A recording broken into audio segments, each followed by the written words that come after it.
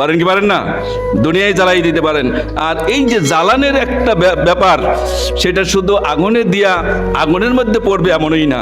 তার সংসারের ভিতরে ছেলে কথা শোনে না, মেয়ে চলে যায় একদিকে, বউ যায় আর একদিকে, নিজে থাকে আর একদিকে। ওর সাথে এরপর শেষ পর্যন্ত ওই লোকটা নিজে আত্মহতি দিতে বিসর্জন দেয়, নিজের জীবন বিসর্জন পর্যন্ত দিয়ে দেয়। তার কারণ হচ্ছে সে এই জ্বালায় আগুন সে সহ্য করতে পারে না।